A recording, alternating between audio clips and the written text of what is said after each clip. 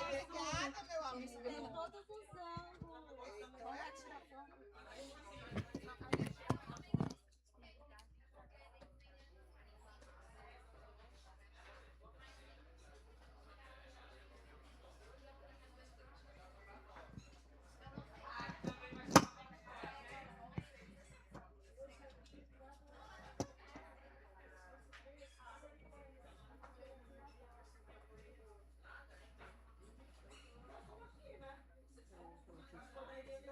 Não fala essa parte, você fala essa daqui. Tá, eu vou aqui no falar depois de alguns antes medianos de leitura. Fala aqui.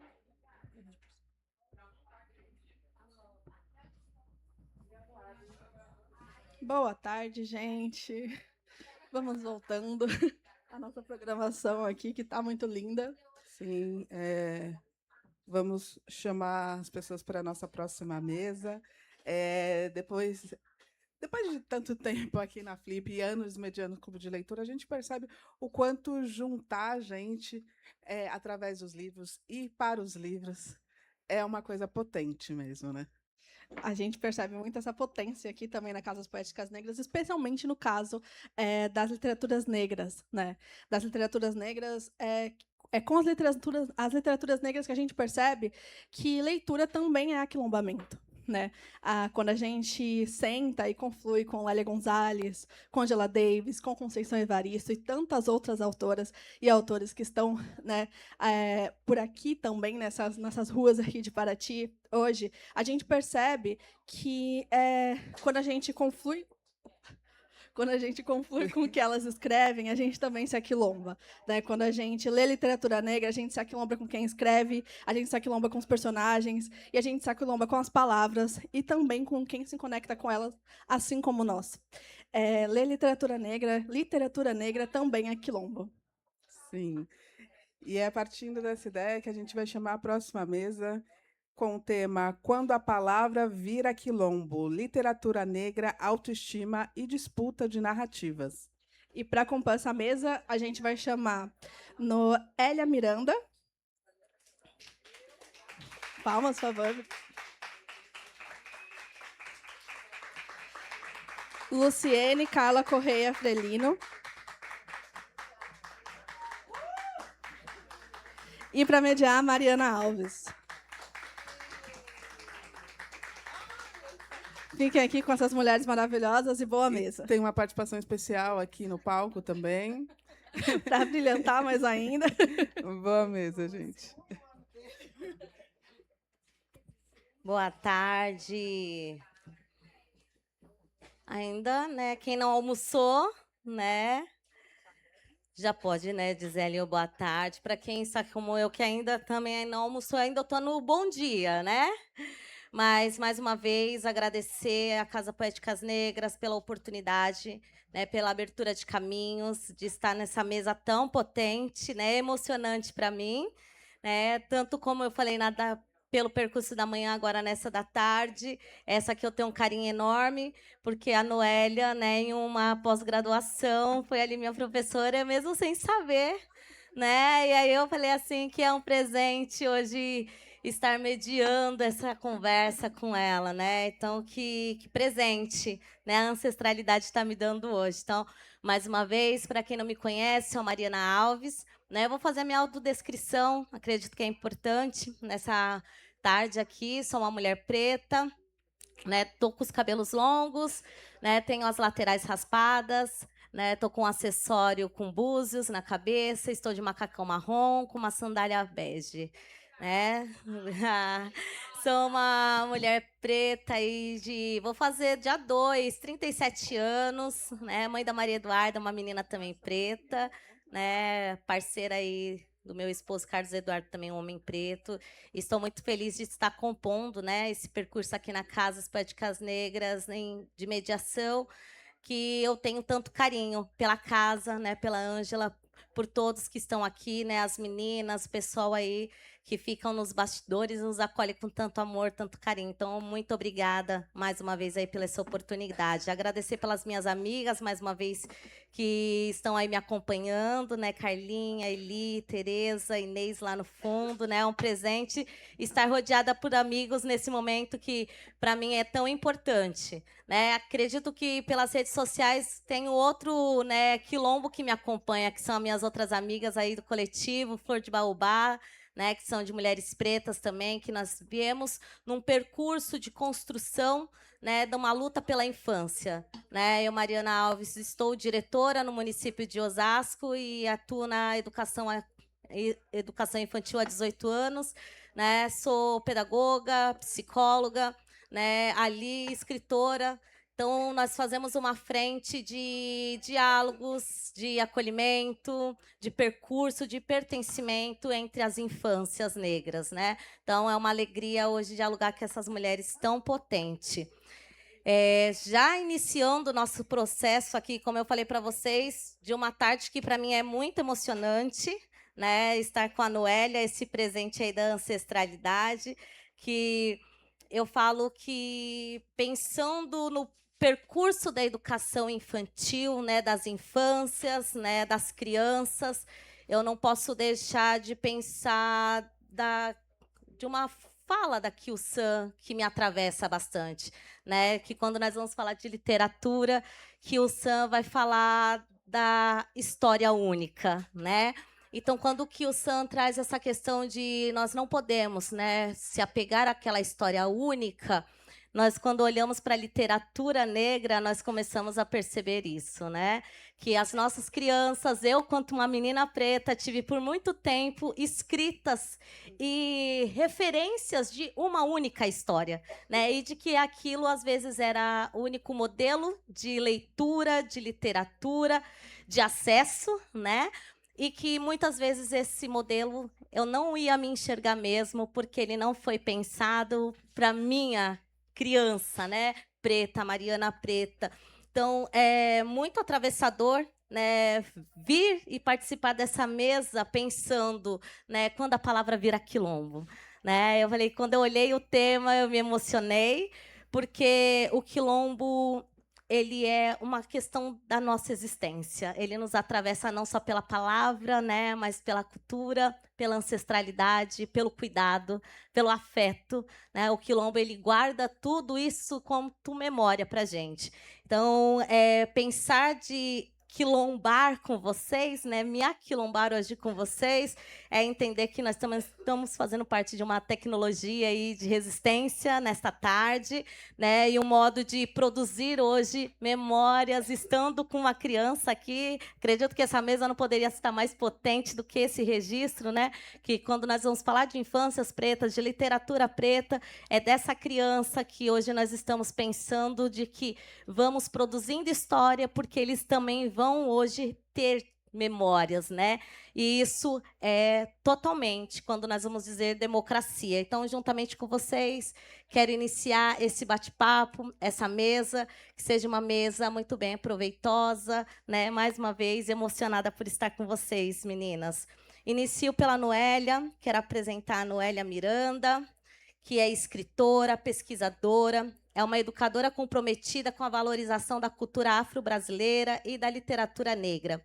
Sua atuação dialoga com a memória, a ancestralidade e a identidade, o pertencimento também da escrita como um espaço de resistência, de afirmação e de existência das pessoas pretas. Bem-vinda, Noélia, à nossa mesa.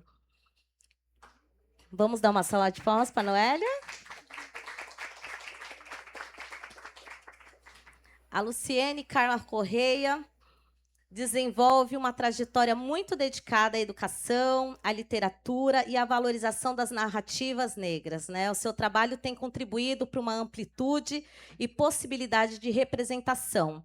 Através da sua trajetória, ela tem fortalecido e construído identidades negras positivas por meio da escrita e da palavra. Bem-vinda, Luciene. Vamos dar uma salva de palmas para a Luciene.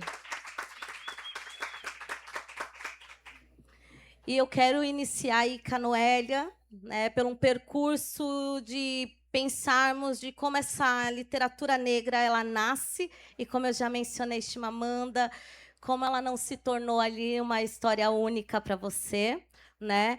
E pensar como isso se construiu quanto um quilombo, né, na sua escrita. E aí se apresente melhor para todos nós que estamos nessa tarde aqui com você.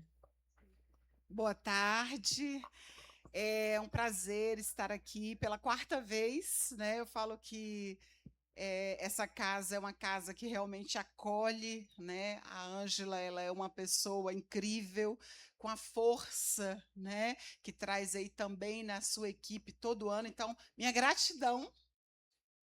Eu nem passei lápis, porque eu sou chorona, né? Então, tá aqui hoje com meu filho, eu acho que já é um exemplo, né, do que é aquilombar, porque ele está aqui sempre aquilombando comigo. Eu nunca estou sozinha, desde o ano passado, que ele falou, mamãe, eu vou falar também. Eu falei, ixi, né? Aí ele, não, mas o livro é meu. O livro é meu, porque eu fiz o livro em homenagem à infância dele, né? Falando dele, da minha experiência enquanto mãe de uma criança que carrega desde bebê o afroencantamento, né? Então é isso. Então, gratidão, meu filho. Então, peço permissão aos meus mais velhos, aos meus mais novos, a quem está por vir, né? Por toda a oportunidade de estar aqui nessa casa aquilombando, né?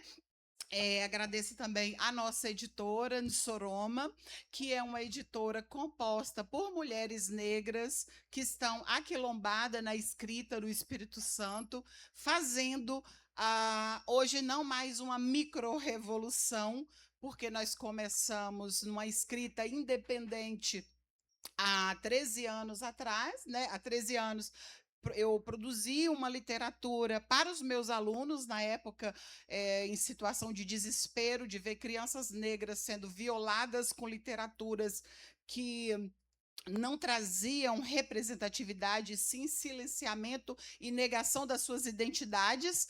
Então, aquilo pulsionou em mim um desejo de levar algo, e de fazer algo a mais do que lecionar, e que foi por meio aí da escrita, levando a história na época das Acimba Gaba, que foi uma princesa escravizada no norte do Espírito Santo, né, retirada de Angola, em Cabinda, e ela revoluciona.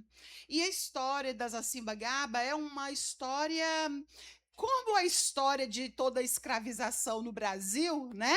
Principalmente das nossas mulheres guerreiras, e aí guerreiras não no sentido romântico, mas no sentido que precisava e ainda precisamos guerrear todos os dias pela nossa existência, né? E para nossa sobrevivência. E essa mulher, ela não sujeitou, né, aos abusos do senhor José Trancoso, e ela revolucionou, e ela mata esse homem envenenado com pó, né? O veneno feito da cabeça de uma cobra chamada preguiçosa.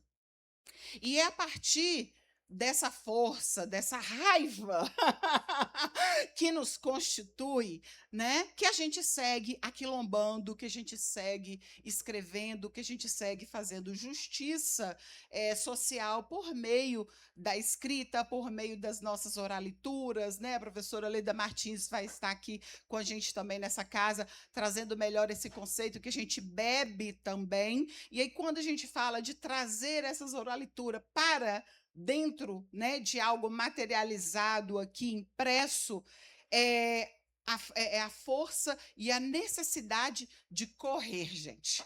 Porque mais de 500 anos de silenciamento. Então, a gente quer correr e quer apresentar isso para o máximo de pessoas. Então, a gente quer, sim, transformar nossa literatura em best-seller.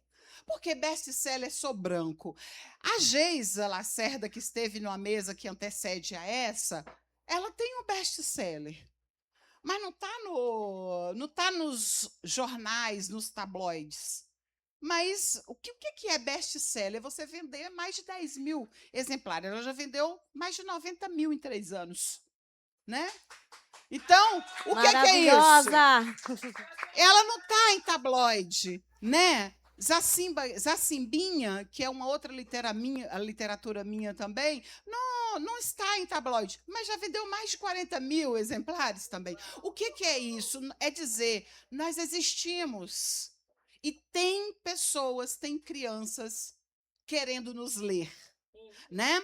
Mas essa força, ela não vem da Geisa sozinha, da Noélia sozinha, da Luciene também, que tem best-seller em outra editora, mas tem um best-seller. Ela vai falar depois, né? O que significa isso? Nós não estamos sozinhas. Nós nos aquilombamos. Eu falei que a semana passada eu estava de férias, lá na minha casinha de praia na Bahia. Geisa e Luciene, elas estavam em uma feira muito importante, representando toda a editora, todas as mulheres escritoras.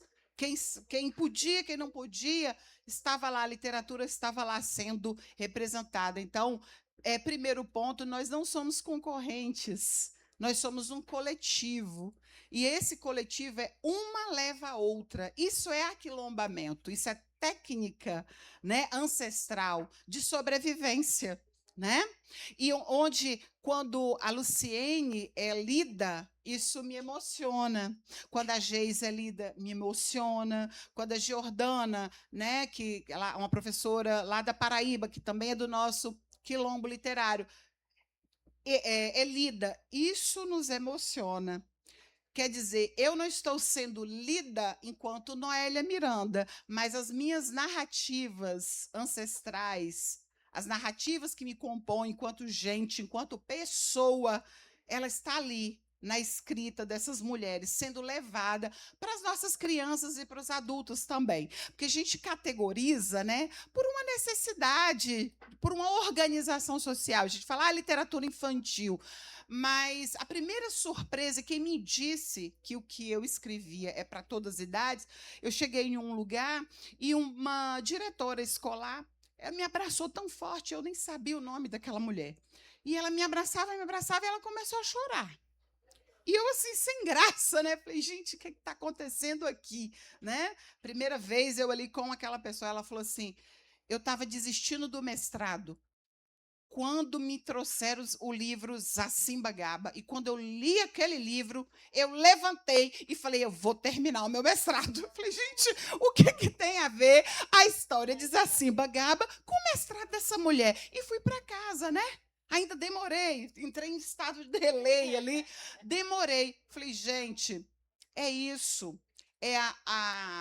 O livro, ele faz esse chamado para que a gente se erga, se levante, né? E pegue a espada, gente, o que eu falo quando... mas esse negócio de guerreira, Zacimba, princesa guerreira, é muito romântico. Não, amor, olha só, todo dia quando eu acordo, é facão de um lado, espada do outro. Eu sou uma mulher afropataxó. Para eu estar aqui, para eu estar lá no doutorado dentro da Universidade do Espírito Santo, um dos estados mais racistas do Brasil e fascista do Brasil, eu preciso acordar todo dia com a minha espada, com o meu facão. E se não é guerrear, qual o nome que eu vou dar? Qual o nome que eu vou dar? Então, não é romântico.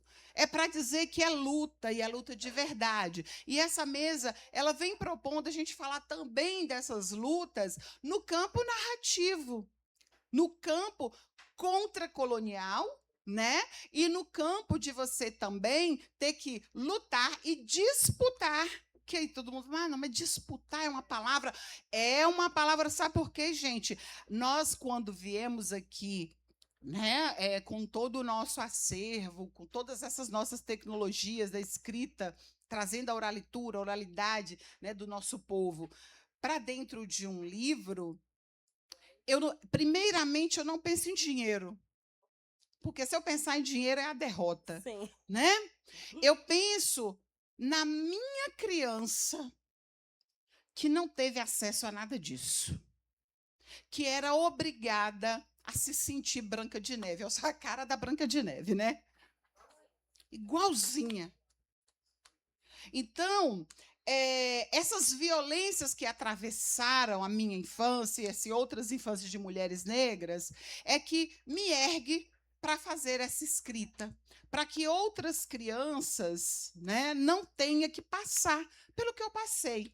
E é muito bacana a gente construir junto com as crianças, porque como a gente tem, eu atuo na Secretaria de Educação de Vitória, numa comissão de estudos afro-brasileiros, então eu tenho contato direto com crianças e com os profissionais. E quando as crianças dizem, né, o que ela sente ao ver algo ou alguém que tem ali uma conexão ancestral, porque a criança não vai falar para você e falar assim, eu gostei desse livro porque tem uma conexão ancestral aqui. O meu até fala, né? Porque todo dia, mas você não vai encontrar. Mas a criança vai te dizer, porque ela vai sentir. Né? Assim como a primeira vez, quando eu vi uma bebê, porque eu não sabia, a gente estuda e tudo, mas tem coisa que você não sabe, né? A criança que vai te dizer. Eu sentada com um monte de criança, falei, gente, o que eu vou falar para bebê de 2 anos? O que esse povo quer? E aí a criança levanta a mais pretinha do grupo, levanta, vai na minha mão, pega o livro e fala assim, tia, é eu. E eu fui pro banheiro, o quê? Chorar. Né? Ela me disse a importância daquilo ali, até o livro Mirandinha, que não é meu, mas é uma homenagem à minha infância que meu marido fez, né? Lá em 2014. Então, é isso. É a criança dizer, sou eu. É a criança branca olhar e dizer, não sou eu, mas é alguém bonito e importante também.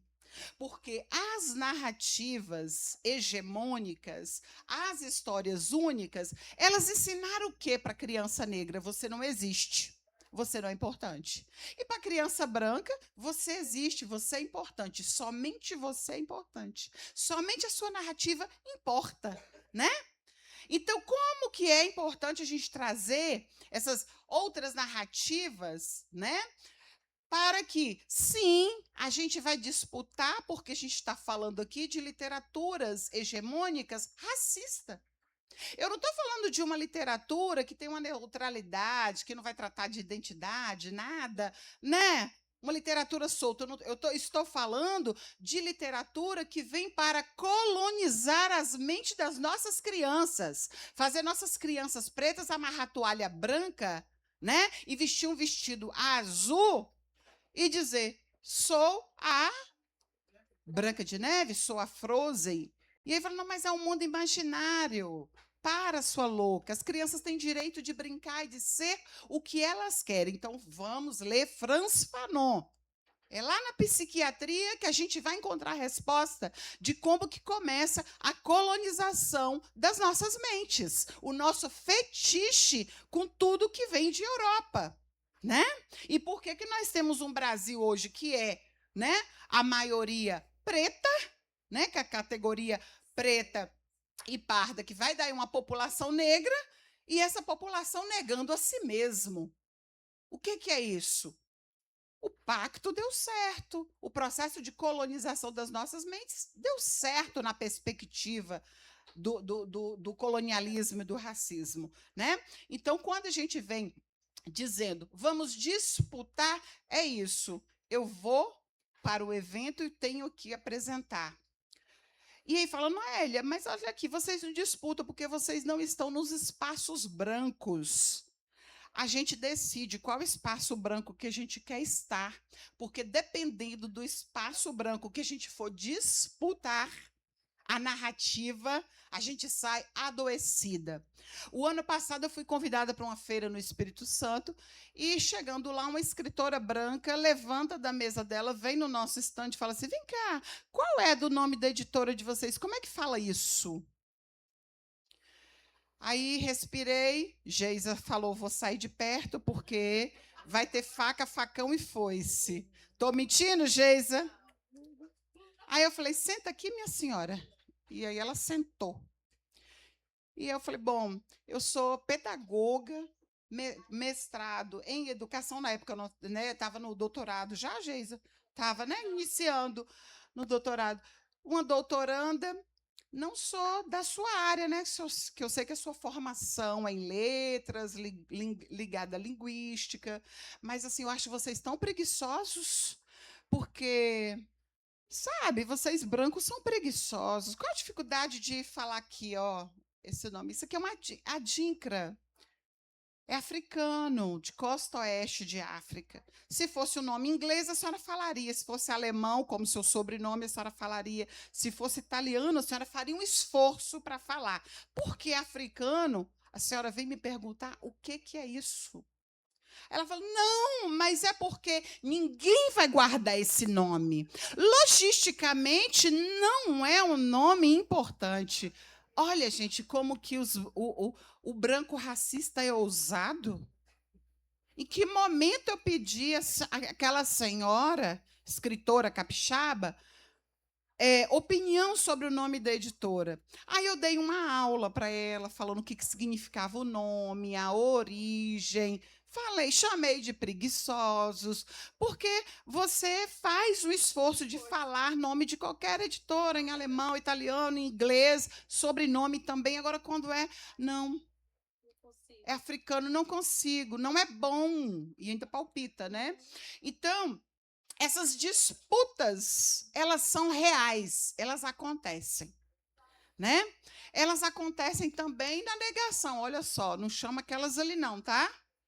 Não chama aquelas ali não, porque quando elas juntam, vem todo mundo, parece umas... Ah, esqueci o nome, gente. Xenas, parece um monte de xenas.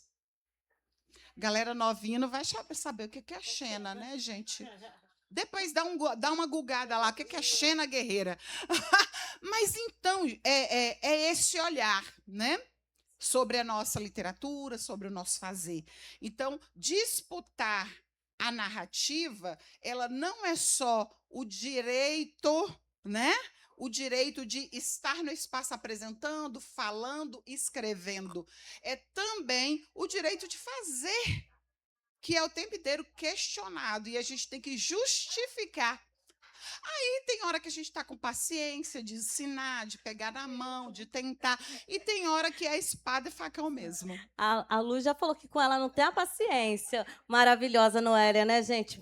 Uma salva de palmas para ela. É interessante, Noélia, que você vem, né, trazendo essa questão até de existência, de luta, né?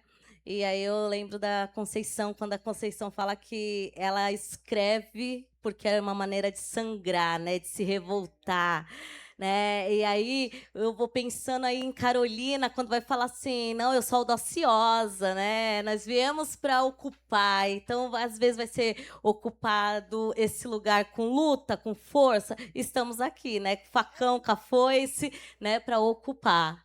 Vou apresentar para vocês um pouquinho da Lu, né, da Luciene, que chega nesse espaço aqui quanto uma educadora, né? Lu, como que esse quilombo, né, se constrói aí através da escrita para você? Nos fala mais um pouquinho sobre a sua trajetória, né, sua carreira na escrita e como a Noélia, né? Essa escrita aí é não só da luta, mas ela também, quanto Conceição, é desse sangrar? Sim, boa tarde para todo mundo. Eu quero primeiro agradecer à Casa Poéticas Negras por nos acolher mais um ano. É o terceiro ano que eu estou aqui, né, pela responsabilidade que a gente tem, que é muito grande, né, pela confiança, pelo respeito, pelo acolhimento de todo mundo que trabalha aqui, né? E quero agradecer também a minha editora, Nissoroma, que pavimentou o caminho para que a gente estivesse aqui hoje. Porque eu sempre escrevi desde muito cedo, mas demorei muito tempo para me reconhecer enquanto escritora, porque quando a gente não vê pessoas parecidas conosco ocupando determinados espaços, fica difícil a gente sonhar, né? E essa mesa fala sobre sonho. E aí, quando eu chego na editora, eu já tinha 3 livros publicados. E aí, quando eu chego na editora, eu vejo, né, que essas mulheres negras estão numa caminhada além daquilo que eu sonhava, mas que eu nem imaginava que era possível. E aí eu fui convidada para vir para a Flip. Então, eu quero agradecer a editora por pavimentar esse caminho mesmo, né? porque eu imaginava de vir para a Flip mais para assistir, mas nunca para mediar ou participar de uma mesa. Então, é uma oportunidade muito grande. Eu quero agradecer muito a editora por isso, tá? E, para mim, gente, é muito significativo estar aqui hoje. Por quê? Porque eu sou uma mulher preta, periférica, mãe solo de 2 meninos pretos, professora de escola pública e recém-doutora. Então, Maravilhoso, uma assim, salva de palmas! sobrevivente do doutorado, né? Eu costumo dizer que espaços majoritariamente brancos, cis, héteros, masculinos, são muito violentos para nós, né? Então, a gente acaba passando por esses espaços, se a gente não tiver aquilombado com os nós, a gente acaba adoecendo muito, né? Porque a nossa escrita é sempre questionada, a nossa postura, né? O modo como você fala, quando você levanta a mão para falar, né? Primeiro vem aquela, né? Aquele olhar de julgamento, será que ela vai falar alguma coisa? Será que ela sabe, né? Até você tem que estar sempre posto à prova, né? E aí, estar nesse espaço, para mim, é para além de um espaço, né, literário, né, de um espaço artístico, mas é um espaço de sobrevivência e, sobretudo, gente, reparação histórica. Né? Para mim, estar aqui é isso. Né? Não tem assim, um outro significado que eu possa dar. E quando eu falo de reparação histórica, é porque, durante muito tempo, disseram sobre nós que nós éramos pessoas do silêncio, né? Contaram essa história para nós durante muito tempo. Alguém sempre tinha que contar a nossa história. E é uma história que a gente nunca era o vencedor, a gente nunca era o herói, a gente nunca era o bonito, a gente nunca era o intelectual, sabe? Então, é um espaço, para mim, de reparação histórica mesmo. E quando a gente fala nessa questão do aquilombamento, né, de aquilombar, olha que interessante, né? A literatura, ela é política. Ontem a gente comentou aqui isso, né, na mesa de Érica Hilton, porque alguém falou, porque agora a Flip é política, porque vem a Érica Hilton, porque vem Benedita da Silva, porque vem a Aniele Franco. Sempre foi política, sempre foi. Nenhuma literatura é neutra, nenhuma, não existe literatura neutra. Nós somos seres políticos, né? Só que depende do lado que nós estamos. Qual é o lado que a gente escolhe estar? Né? Então, a literatura ela tem esse papel. E a literatura, enquanto literatura negra, enquanto, né, essa questão do quilombo, gente, olha que mesa, né? Palavra e quilombo. Quando a palavra vira quilombo. Então, essa literatura, qual é a função da literatura negra? Né? Reorganizar os imaginários. Essa é a função dessa literatura.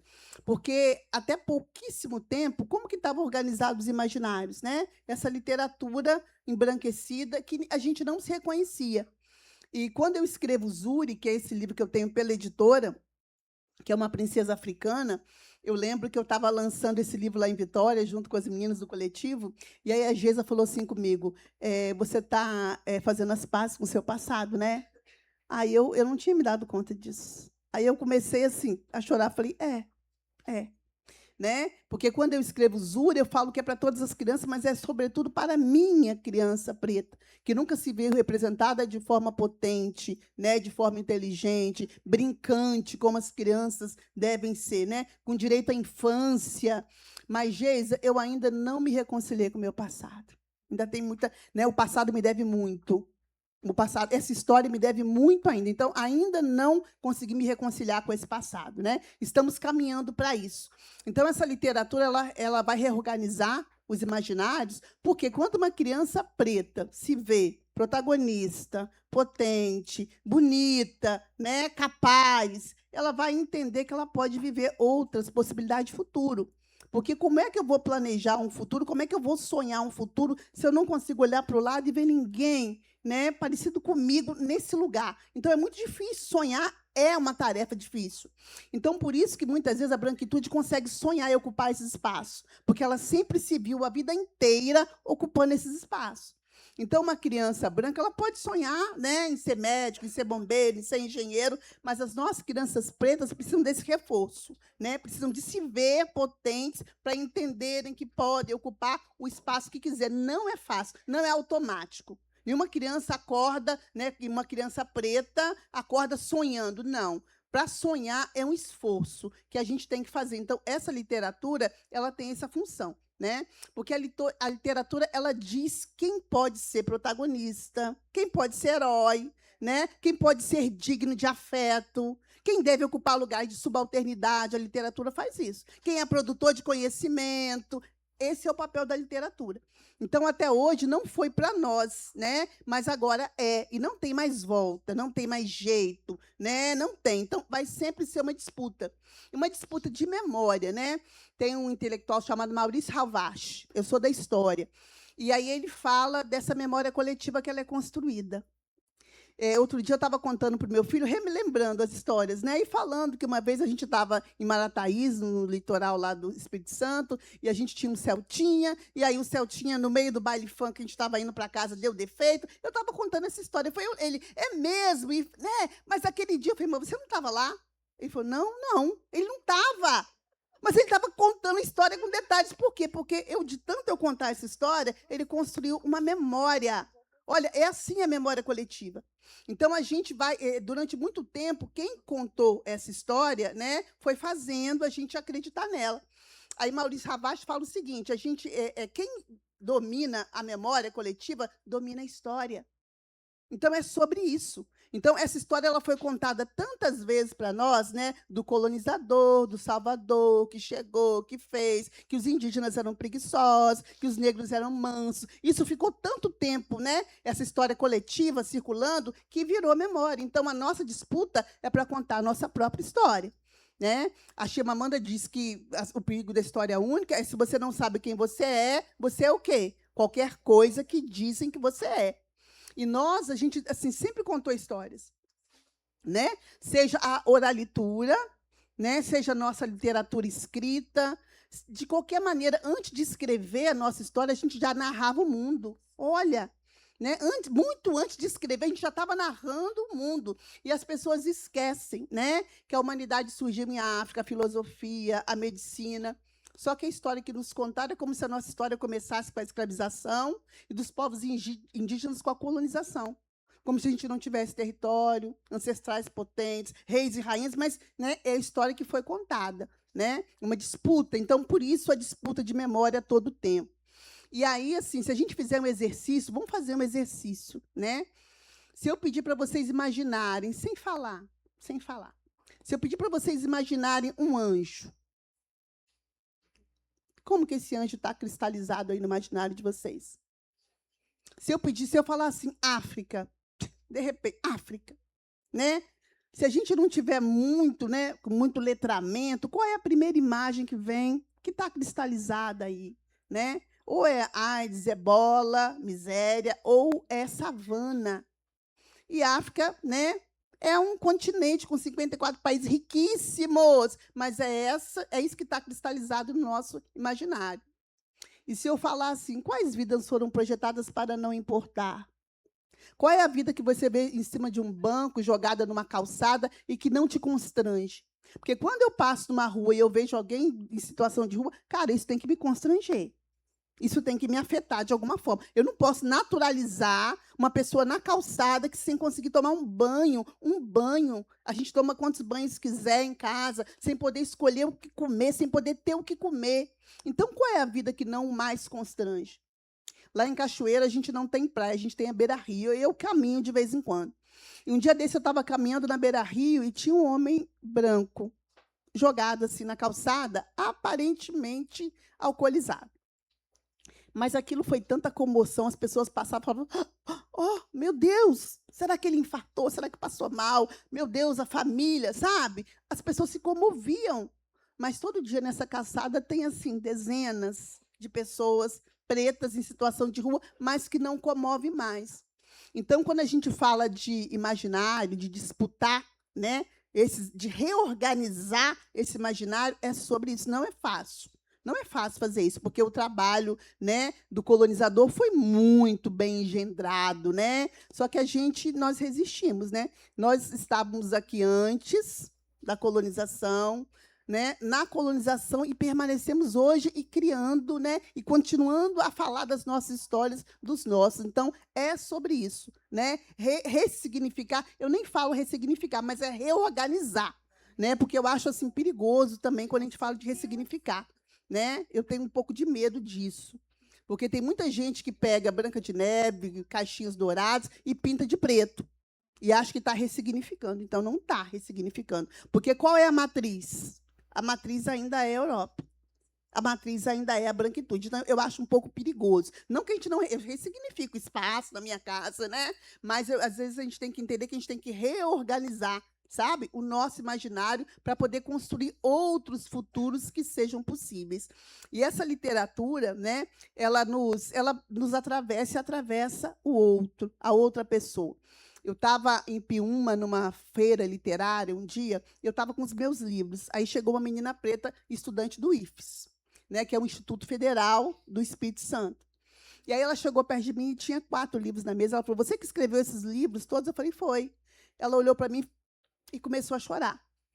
E ela falou, obrigada, obrigada, obrigada. Me abraçou, obrigada. Tipo assim, né? Ela não falou nada, mas eu entendi. Quem estava do lado, eu entendi tudo. Obrigada por me mostrar que é possível. Obrigada por você escrever histórias, né, que falam sobre mim. Ela folheou os livros, ela não falou nada.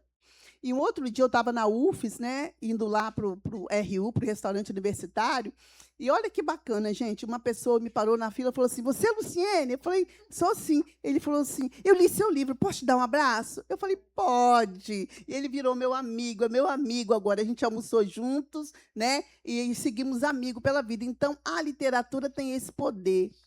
A gente estava ontem indo almoçar e eu vi várias pessoas andando aqui na Flip. A gente vê muita gente diversa, né? Eu acho muito bacana, assim, com cara assim, de intelectual. Aí eu estava falando assim com as meninas, gente, para mim, de nada vale, né? Uma pessoa que tenha lido todos os livros, né? Tenha tanta. Se ela não for verdadeiramente, né, humana, se ela for racista, homofóbica, transfóbica, todo esse conhecimento vale de nada, né?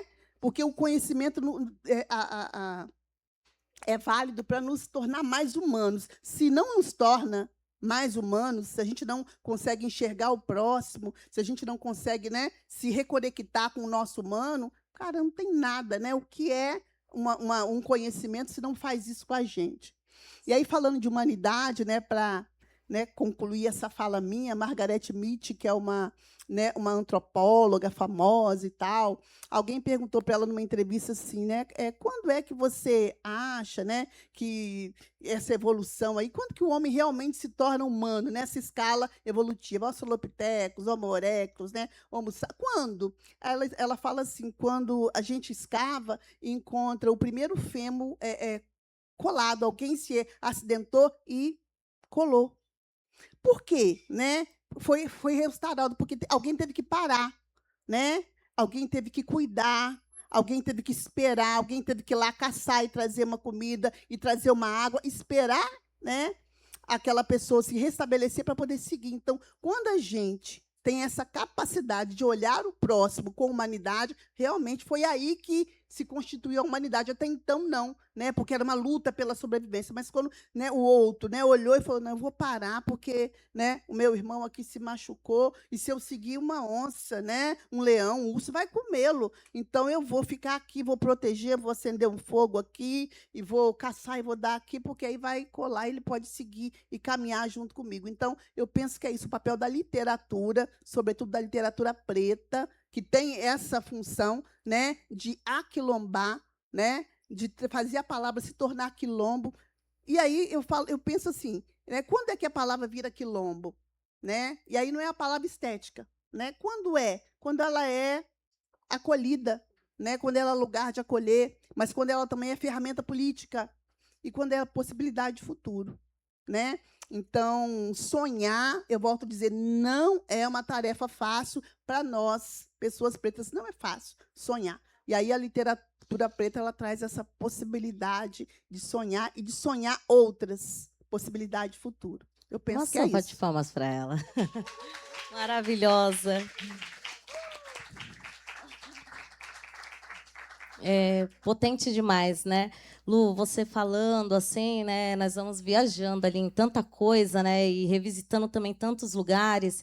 E quando você e a Noélia acabam trazendo essa questão desse imaginário, e até você menciona, né, Noélia, o Frantz Fanon, o Fanon ele vai falar muito disso, né? Que quando eu penso nesse imaginário quanto desejo, né, eu vou construir uma realidade e ela se torna a realidade efetiva, e esse era o perigo, né? Então, quando nós vamos pensar dentro das infâncias, né, e eu estou num ambiente de creche, né, que com bebês de 4 meses, crianças de 3 e 11, nós vamos falar que a literatura ela vem nessa construção de imaginário.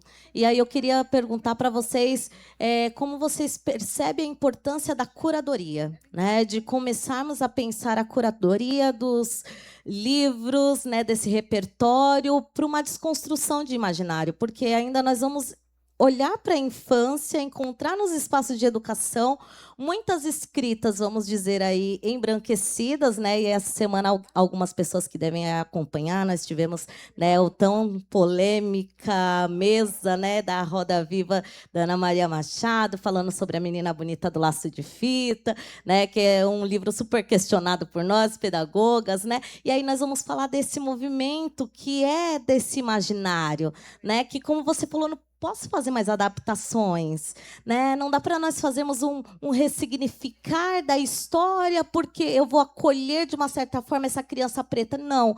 Em que parte essa curadoria tem que ser pensada, né? Tem que ser responsabilizada e tem que ser, como a Lu falou, política, né? Porque é das infâncias que nós construímos política, né? Então, como que eu apresento uma curadoria que é pensada para o rompimento desse imaginário que ainda é muito forte, embranquecido, elitizado dentro das infâncias? Pode falar, não?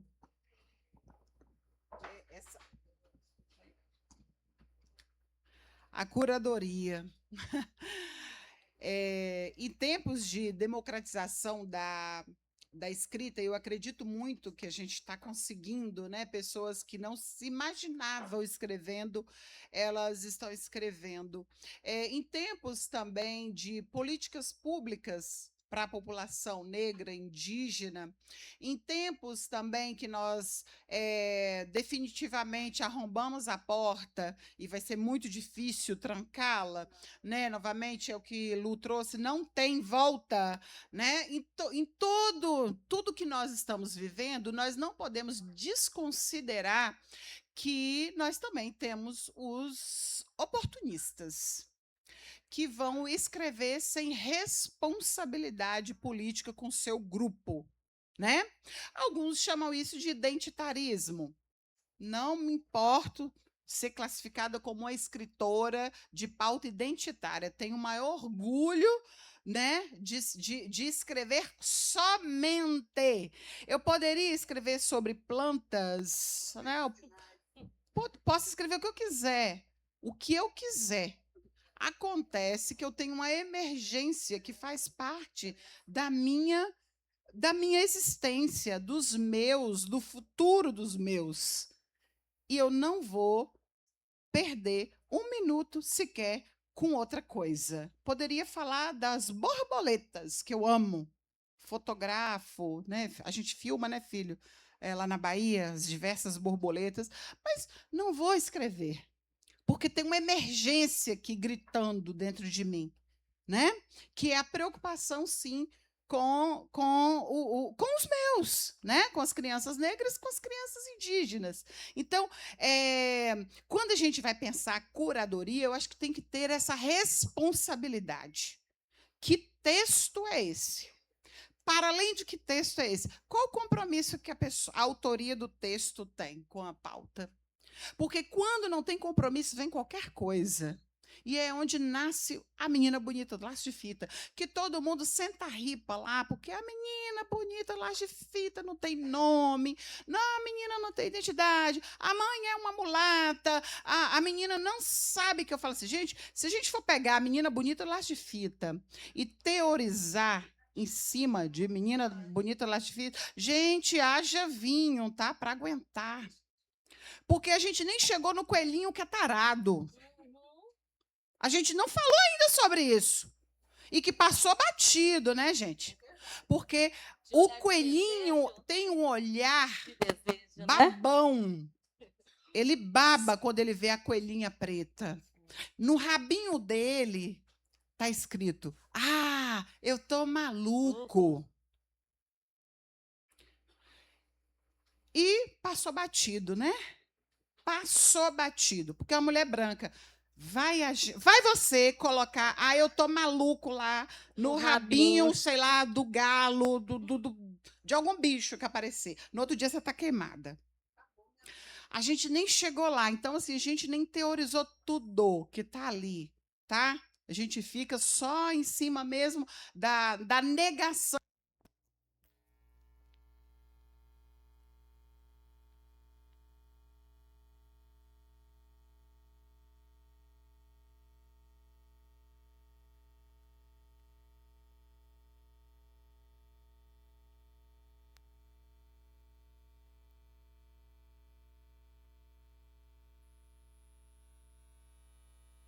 Porque ele tem que achar de qualquer jeito.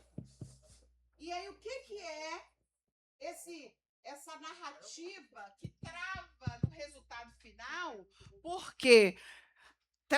Porque se a intenção é homenagear nossa negritude, mas de repente, né, essa negritude ela pode ser dissolvida no encontro com o coelho branco. E lá no final, quando tudo dá certo, né, para o coelhinho branco tarado, eu tô maluco, quando ele encontra a coelhinha pretinha, e aí eles se casam e tem um monte de filhote. Aí não vamos também teorizar sobre o que é, porque o coelho. Não vi ninguém falando sobre isso ainda. Se a gente for quem é o coelho, por que coelho ali, que filosofia está por trás disso? Aí vem a ninhada, e na ninhada tinha até um coelhinho preto. E aí você vai procurar. Eu duvido qualquer artista me mostre em pixel, me mostre impressão aonde que tem coelhinho preto ali. Não tem, sabe? Porque todos são malhadinhos, né? Todos são malhadinhos. Então, a própria narrativa trai a ela mesma. Então, é o perigo de você não ter uma curadoria que atente para o objetivo dessa escrita, quem é que está escrevendo, para quem está escrevendo, o que está por trás disso. Então, eu sou chata. Então, quando chega, eu não abro mão de estar na curadoria dos livros da nossa editora. Eu estou lá no meio. Eu sou a primeira a ler o texto. Chega várias coisas, inclusive de pessoas pretas. E aí eu falo, não dá, né? Está na mesma pegada estereotipada, e aí alguns aceitam caminhar, né? Outros acham que tá ruim e vai procurar outro rumo, né? Que bom, procure outro rumo, porque não dá. Porque a gente precisa ser chata, porque a curadoria precisa ser chata e ter pessoas chatas nesse sentido de olhar as minúcias, né? Então eu olho eu sou tão chata que eu durmo com o ilustrador, que é meu marido, para abrir mão eu falei, gente, eu vou fazer uma nova literatura com outro ilustrador e com uma ilustradora. Ele falou, você está me traindo, né? E a dificuldade que é, né? Porque com ele já sabe que ele jamais pode me apresentar uma mão muito grande e um pé muito grande, porque é inaceitável, porque ele já sabe que tem ali o estereótipo, o exagero de uma mão negra, o exagero de um pé negro, o exagero de uma boca negra, de um exagero de um sorriso negro, pode estar guardando ali o estereótipo que você tem em relação ao que é ser negro, né? Até os nossos artefatos, você tem que ter muito cuidado. O que é que você está colocando ali? Então, a curadoria ela vai além da escrita, como a ilustração, os detalhes. Olha aqui, você desenhou essa moça aqui. Tem como você dar uma tapadinha? Porque está demais. Está muito sensual. O que é isso aqui? É a negra mulata de exportação que está aí na tua mente, ilustradora?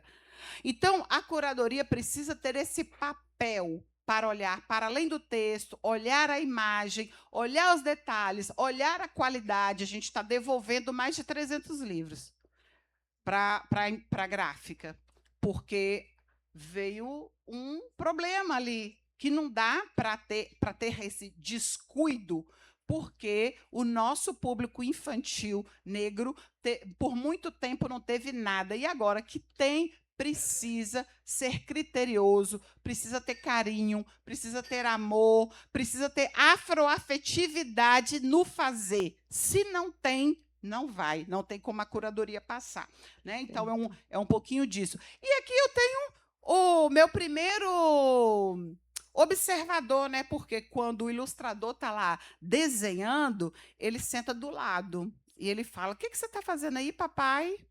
Né? E ele vai olhando, ele vai sinalizando, não basta ele chamar a amiguinha. Então a gente tem também uma curadoria mirim, que a partir do ano que vem, não, desse ano, né, que ainda vai sair livros novos esse ano, o nome deles vai ter que aparecer, porque não é um trabalho infantil, mas é uma função, porque dá medo, tá, gente, colocar lá, e lá, trabalho infantil, mas é da função especial que eles têm, do olhar especial, né? Quando eu lancei esse livro aqui o ano passado, o Heitor estava sentado ali. Ele falou: "Mamãe, eu tenho que subir também." E olha eu, hein, gente, pesquisadora de infância negra, não tinha me atentado. Aí eu falei: "Meu filho, mas só tem 3 cadeiras." Ele falou: "Eu fico do seu lado." E eu falei: "Por quê?" "Porque o livro sou eu." Né? Então é isso que a gente quer, que as crianças se vejam, se sintam especiais, se sintam maravilhosas. Isso é autoestima. E quando a nossa autoestima ela é bem trabalhada, eu falo, resulta muito no que eu sou. Presta atenção, porque a minha autoestima foi trabalhada em casa. A escola destruía, dizia que eu não era nada, que eu não podia ser nada. Eu amava escrever, desde sempre. Aprendi a ler com 4 anos de idade, na creche Branca de Neve, no interior do Espírito Santo, na cidade chamada Montanha, que minha mãe, na época, tinha resquício de tuberculose, e falaram para a igreja, né, falou: "Vou te mandar para um lugar frio, que vai ser muito bom para você." E quando ela chega de dia, aquele poeirão na cidade, o sol ardendo, 40 graus, ela falou: "Meu Deus, cadê o frio?" Aí mandaram ela para o lugar errado, acharam que ela estava mandando ela para a região de montanhas. Não, mandou ela para a região da cidade de Montanha, quente. E lá estamos nós até hoje, né? Então, nessa cidade que eu frequentei as escolas, né, de creche, fui uma privilegiada, é um município até hoje de referência em educação, então fui uma privilegiada que vim de creche até o doutorado em escola pública. E em todas foram a escola que disse: "Você não pode." Mas eu tinha em casa alguém dizendo: "Levanta o seu nariz, olha no espelho. Você é linda, você é inteligente. Olha, comprei uma coleção de livros nova." Basta. Os novinhos aí não vai saber o que é. "Leia tudo." Terminei de ler, mamãe. "Lê a Bíblia também." "Mas já li também." "Lê de trás para frente agora." Porque a gente fica inteligente lendo. Era essa minha mãe, né? Então, dentro deste lugar de, infelizmente, que negava a minha corporeidade, que negava minhas habilidades para a escrita. Eu chego no ensino médio escrevendo textos de teatro, mas eu te digo: "Você exagera demais, é muita vírgula, você não pontua direito." E a nota não passava de 6. Não passava de 6. Era tipo o suficiente para passar, né? E aí, você não sabe o que é coordenação sindética, assindética. Estou no meu 10º livro de literatura infantil. As crianças leem, as crianças me entendem, me interpretam, sentem-se representadas, são elas que dizem, as professoras, e eu tenho 3 aqui que vieram do Espírito Santo, gente, olha só. Aí, ó, tem 3 professoras aí, né, de IFES, de SEMEI, olha. Então, gratidão pela presença, tá, meninas? São especiais, já me fez chorar lá no início. Então, são eles que vão dizer se a vírgula está fazendo falta. Não está. Se é coordenação sindética e assindética, que eu não sei se é de comer, de beber, de cheirar, de que é. Sabe? Mas por pouco eu não fui freada por conta de vírgula, de coordenação, de sindética e de assindética, que eu continuo sem querer saber o que é. Sim, uma salva de palmas para ela. Eu vou dar ali para nossa amiga. Você quer falar, meu filho? Você quer falar? Enquanto ele vai falando Fala um pouquinho, seu nome. fala da importância de Hã? você ter um livro, ele não quer Você quer falar. falar qual a Como você se importância? sentiu? Como E que nós você vamos se abrindo aí para as perguntas. Quem quiser gente, perguntar, fique à fala. vontade. A gente está tendo Quer aqui não? o Tá privilégio tímido de hoje? escutar essas mulheres maravilhosas. Se vocês quiserem fazer alguma pergunta para elas também, vocês levantem a mão que o microfone vai até vocês. Enquanto isso, a Lu vai falando um pouquinho aqui da curadoria, mas levantem a mão, gente. Pode contribuir, hein? Essa questão da curadoria, às vezes a gente, por caminhar na literatura negra, né, de vez em quando alguém vem. Hoje mesmo uma amiga mandou uma mensagem de um livro, Bonequinho, não sei se é o Bonequinho Doce, né? O que você acha? Eu falei, é ruim, não é legal, é cheio de estereótipos e tudo mais. E, às vezes, a infância, né? Igual a gente estava falando de creche, você é de creche, eu também sou professora de creche, e como que esse racismo chega muito cedo, né? Nesse espaço, que não deveria chegar. E aí as pessoas falam assim, mas como é que bebês, né, vão sofrer racismo? A negação do afeto, do colo, né, do cabelo, que ninguém sabe pentear, o nosso cabelo, que ninguém quer, né, daquele choro ser classificado como manha. Então, é dessa maneira que chega. E dessa literatura que, às vezes, vem atravessando, vem negando a beleza, né, vem negando a potência, vem negando o protagonismo. Então, se aquela criança, né, pega aquele livro e não quer ser, né, não se reconhece, não é bom.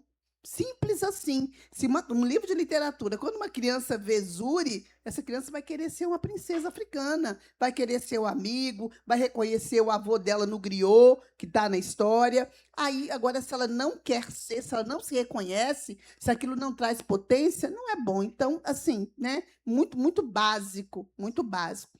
E aí, a gente estava falando sobre a questão da escola, né? Que é um espaço de diversidade, que deveria reconhecer todas, né, as potências, acaba sendo esse lugar de exclusão, de escassez, de miséria, de sofrimento, de dor.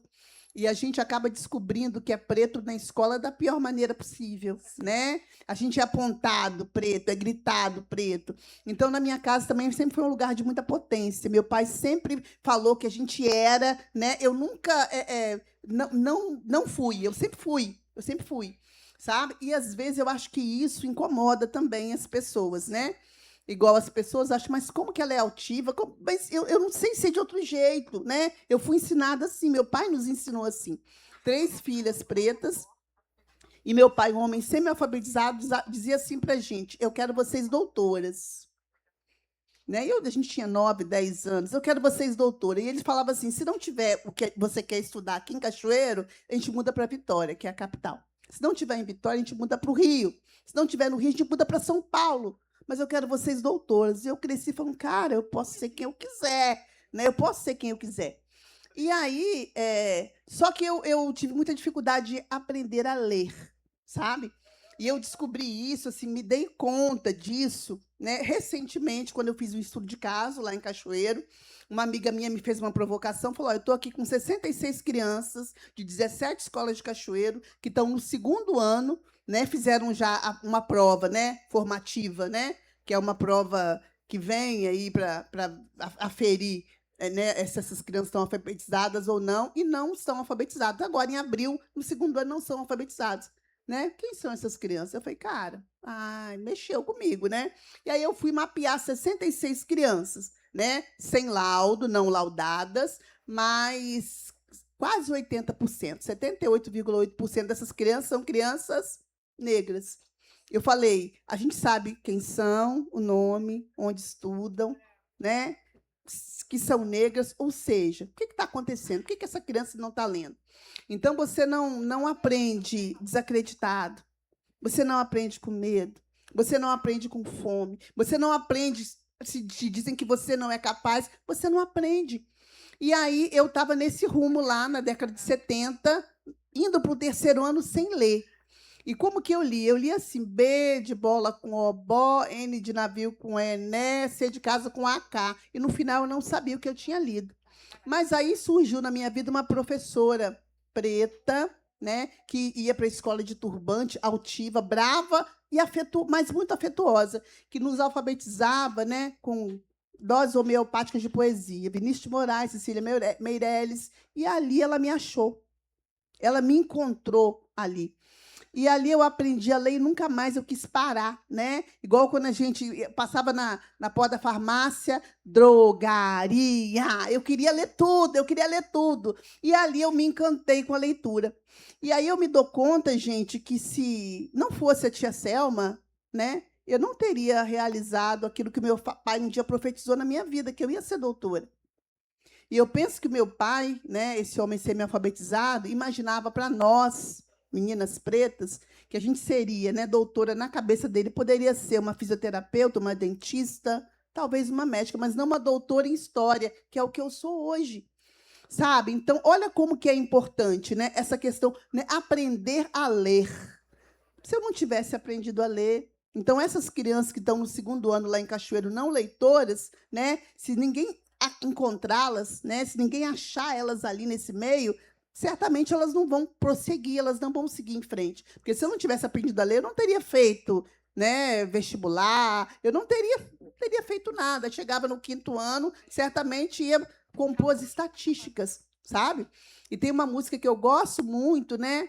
Quando que a palavra vira quilombo? Que diz assim, ó: vou aprender a ler para ensinar meus camaradas. Vou aprender a ler para ensinar meus camaradas. Então, quando uma pessoa preta rompe, né, com todas as barreiras que são colocadas para a gente, historicamente, materialmente, né, a gente acaba fazendo o quê? Aquilombando e trazendo os nós conosco. Por isso que nós estamos aqui, escritoras pretas na Flip. Noélia veio no ano seguinte, né, veio um monte. Ou seja, né, para ensinar os nossos camaradas e aquilombar, né, é isso. Então, quando a palavra vira quilombo, ela transforma, ela revoluciona as nossas vidas. Olha, uma salva de palmas. Nós não poderíamos encerrar essa mesa, né, de forma tão linda. E como tanto a Noélia quanto a Lu falaram, né, o poder da palavra, né? E aí a palavra, quando ela é afeto, ela atravessa, ela afeta, né, de não só atingir, mas de transformar. Então, quero agradecer vocês pela escuta, mais uma vez, agradecer a Casa Poéticas Negras, a Ângela, todas as meninas aí do Bastidores, né, pelo carinho, pela oportunidade, né, pela abertura, né, de caminhos que tem nos dado a cada dia, né, porque eu falo que é a forma de aquilombar, é a forma de pertencer, e a Casas Poéticas Negras vem nos dando isso a cada flip, não só pertencer, mas ocupar, né? E é trazer as infâncias para esse espaço. Eu falo que é a nossa forma de devolver a reparação histórica a partir da base. Então, minha gratidão a todos por estar nesse momento de alegria, de ancestralidade. Quero agradecer aí a minha ancestralidade por me dar esse presente, de estar aqui com tanta pessoa potente. Obrigada. Até a próxima mesa. Fiquem, né? A próxima mesa também é potente. Obrigada, Noélia, pelo presente. Lu, pelo presente de conhecer vocês. Gratidão a todos pela escuta. Uma boa tarde.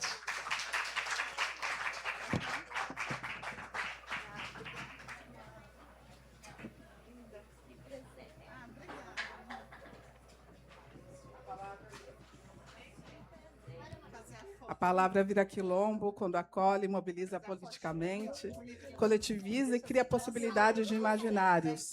Muito obrigada a todas vocês por essa mesa maravilhosa. Foi uma grande aula, né, gente? E ainda não acabou, a gente tem muita mais programação para acontecer nesse dia maravilhoso aqui. Vocês podem olhar lá no Instagram da Casa Poéticas Negras para checar a programação do dia inteiro. Vai ter show hoje aqui, vocês estão sabendo disso? À noite tem o Pagode Anos 90, com o grupo Chega Mais, então vocês cheguem mais também aqui pro show. Também, se vocês quiserem falar aqui com as autoras, elas vão estar ali na mesa ali no final. Autógrafo. Na mesa de autógrafos, aqui na frente da casa. A gente também queria aproveitar esse espaço para falar aqui agora da importância de apoiar a Casa Poéticas Negras para que ela continue aqui, né, sendo esse espaço de resistência, de disputa de imaginários aqui na Flip também, né? E ela tem... projetos que acontecem durante o ano todo, não só aqui na Flip. Tem o AIO Contraturno Infantil, o AIO para Todos, Yoga Preta, e tem a primeira biblioteca comunitária afropindorâmica aqui de Paraty. Vocês sabiam disso? A biblioteca Lélia Gonzalez, biblioteca afropindorâmica Lélia Gonzalez, com mais de 200 livros à disposição para jovens, crianças, adultos. Então, fortaleçam aqui a Casa Poéticas Negras, se movimentem aqui junto com a Casa Poéticas Negras. O Pix, o QR Code para fazer um Pix com qualquer valor,